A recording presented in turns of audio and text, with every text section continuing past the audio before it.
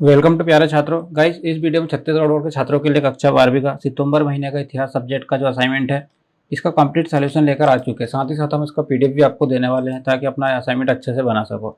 तो गाइस, यहाँ पर सबसे पहले जो क्वेश्चन नंबर 1 है, आप इसे ध्यान से देखें। भक्तिकालीन इतिहास जानने के प्रमुख साधन कौन कौन से, इसका हम आपको कंप्लीट सॉल्यूशन प्रोवाइड करने वाले हैं। तो ये रहा गाइस इसका आंसर। आप चाहे तो वीडियो को रोक लें और इसका आंसर लिख लें, या आप पीडीएफ के लिए थोड़ा सा वीडियो को लास्ट तक देखें ताकि हम आपका इसका पीडीएफ डाउनलोड लिंक प्रोवाइड कर सकें। तो यहाँ पर गाइस इस तरीके से इसका आंसर आपको लिखना है।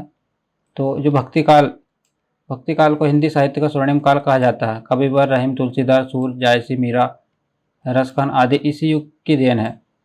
इन्होंने धार्मिक भावनाओं से ओतप्रोत कविताओं, छंद आदि के माध्यम से समाज के सम्मुख वैचारिक क्रांति को जन्म दिया था। और दूसरी तरफ राजनीतिक दृष्टि से भक्ति काल का युग व्यवस्था का युग कहा जा सकता है। इस युग में मुख्य रूप से तुगलक वंश से लेकर मुगलक वंश के बादशाह शाहजहां शासनकाल तक का समय संकलित है। सर्वप्रथम तुगलक और लोधी वंश के शासकों ने यह राज्य किया, यहाँ पर मतलब राज्य किया।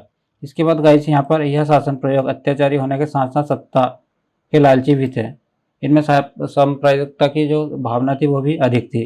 इन्होंने इस्लामी कानूनों के आधार बनाकर शासन किया। निम्नलिखित दो स्रोत हमें भक्ति परंपराओं का जो इतिहास है इसे प्रदान करते हैं। तो ये रहा गाइस यहाँ पर जो दो स्रोत है, आप इसे ध्यान से देखें। तो ये रहा गाइस दोनों स्रोत। पहला स्रोत यह है गाइस, यहाँ पर कवि संतों को दी गई रचना है जो उनकी मृत्यु के बाद शिष्य और भक्तों द्वारा संकलित की गई थी। फिर दूसरा है गाइस यहाँ पर भक्ति और सूफी परंपराओं के अनुयायियों द्वारा निम्नलिखित संतों की आत्मकथाएं या आत्मकथाएं। तो इस तरीके से गाइस आप इसका कंप्लीट आंसर लिख सकते हो। और जो अगला क्वेश्चन है वो हम इसे देखते हैं। तो ये रहा गाइस यहाँ पर अगला क्वेश्चन हमारे पास। तो यहाँ पर है गाइस, गुरु नानक देव जी की प्रमुख शिक्षाओं को लिखिए। तो ये रहे गाइस इनकी प्रमुख शिक्षा। आप इस तरीके से आप इनकी 10 शिक्षाएं से लिख सकते हो।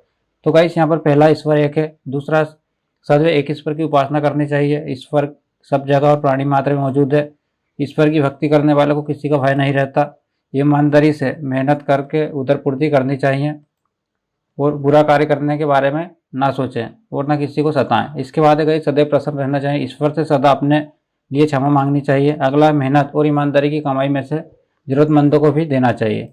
और अगला जो है गाइस यहाँ पर सभी स्त्री पुरुष बराबर है। और जो लास्ट वाला पॉइंट है, इस पर भोजन शरीर को जिंदा रखने के लिए जरूरी है, पर लोभ लालच व संकर वृत्ति बुरी है। तो इस तरीके से गाइस जो क्वेश्चन नंबर 2 है, आप इसका कंप्लीट आंसर लिख लीजिए।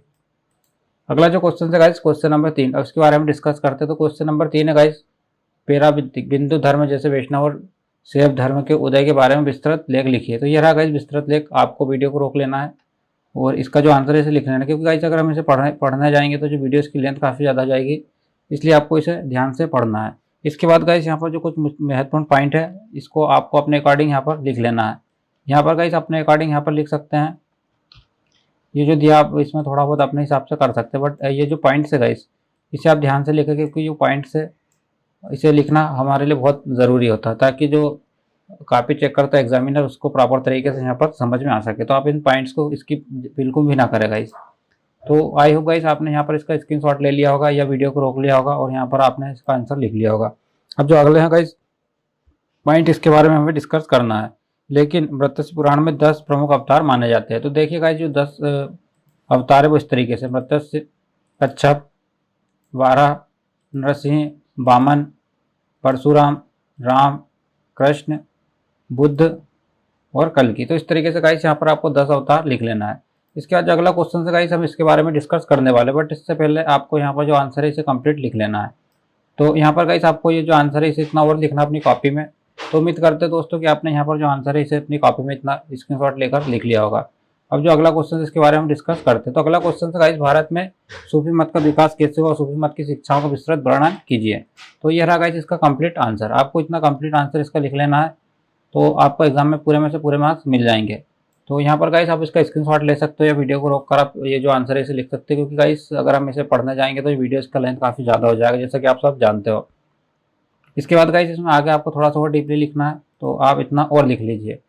तो इस तरीके से गाइस हमने आपको जो चारों क्वेश्चन थे आपके कक्षा 12वीं के इतिहास सब्जेक्ट, इसका कंप्लीट सॉल्यूशन प्रोवाइड कर दिया है। और गाइस आपका अदर सब्जेक्ट के वीडियोस भी इस चैनल पर अपलोड है, इसलिए चैनल को जाकर विजिट जरूर कर लें।